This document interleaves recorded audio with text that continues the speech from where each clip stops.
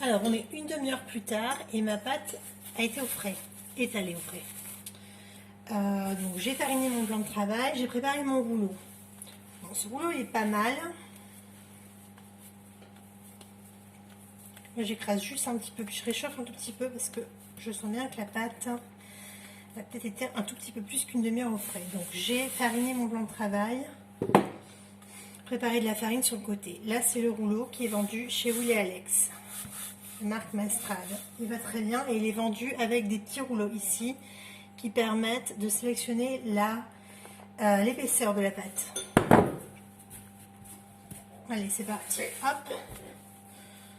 Donc, je vais étaler cette pâte.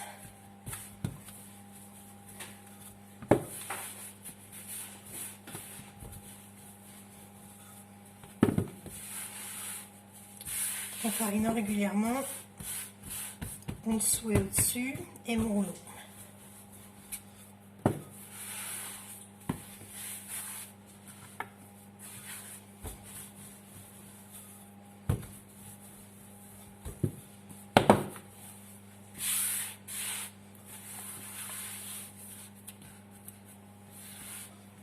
Je reste vigilante parce que la pâte sablée c'est quand même assez friable. Beaucoup de personnes l'étalent entre deux sulfus pour se simplifier la vie.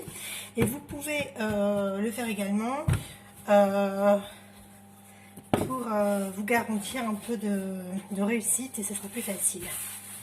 Donc je continue. Je prépare un cercle à tarte de 22 cm de diamètre et l'idée ça va être d'aller au moins jusque 22.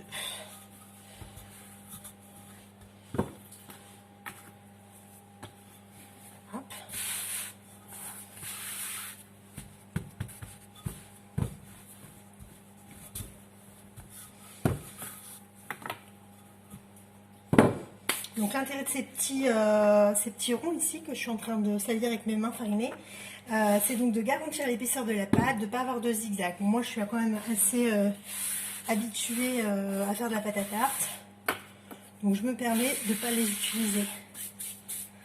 À vous de voir. Donc je reprends mon cercle à tarte, ici, et je vais placer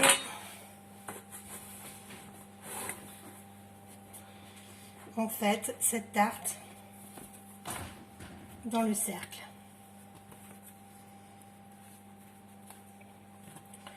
On peut également préparer un petit sulfure en dessous. Voilà.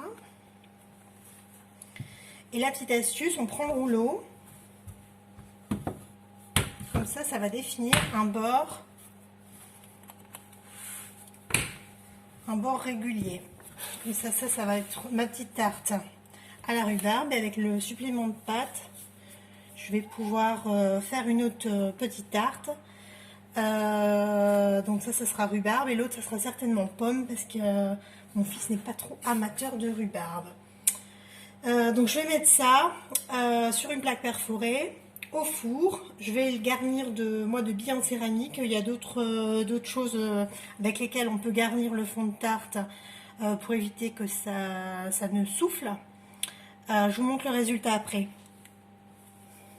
Tout à l'heure.